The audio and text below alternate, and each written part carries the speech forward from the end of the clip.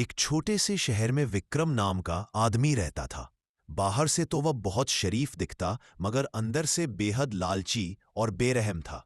विक्रम हमेशा मजबूर लोगों का फायदा उठाता, उन्हें जरूरत के वक्त मोटे ब्याज पर कर्ज देता और जब वो चुका ना पाते तो उनका घर या जमीन हथिया लेता।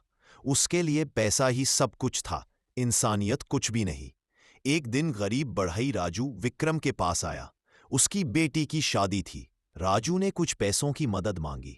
विक्रम ने बेहिसाब ब्याज पर कर्ज दिया और राजू से उसके छोटे से घर के कागज पर दस्तखत करवा लिए।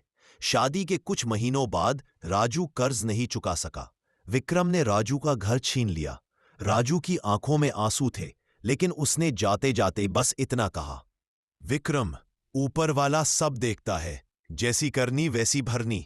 विक्रम हंसते हुए बोला, मुझे कुछ नहीं होगा, मेरे पास पैसा है। कुछ वक्त बाद विक्रम को पता चला कि शहर की एक पुरानी हवेली बिक रही है, जिसके बारे में मशहूर था कि वहां खजाना छुपा है। विक्रम ने हवेली खरीदी और एक रात अकेले ही वहां खुदाई करने लगा। खुदाई करते करते उसे एक पुराना संदूक मिला। विक्रम का दिल तेजी से धड़कने लगा। उसने कांपते हाथों से संदूक खोला। जैसे ही संदूक खुला, उसमें से अचानक एक बड़ा और खतरनाक सांप निकल आया। विक्रम कुछ समझ पाता उससे पहले ही सांप ने उसे डस लिया। विक्रम जोर से चीखा, लेकिन वहां उसकी आवाज सुनने वाला कोई नहीं था। वो दर्द से तड़पता हुआ जमीन पर गिर गया। अगली सुबह लोग हवेली पहुंचे तो विक्रम अर्ध बेहोशी की हालत में पड़ा था। उसकी जान तो बच गई, मगर शरीर कमजोर हो गया और सारा पैसा हवेली में फंसकर डूब गया।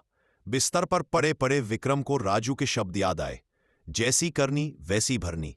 उसने महसूस किया कि लालच और दूसरों का हक छीनने का नतीजा यही होता है। विक्रम ने राजू से माफी मांगी, उसका घर लौटाया और फिर ईमानदारी से मेहनत कर जरूरतमंदों की मदद करने लगा। धीरे धीरे उसकी जिंदगी दोबारा संवर गई। अगर आपको कहानी पसंद आई हो तो चैनल को सब्सक्राइब करना ना भूलें।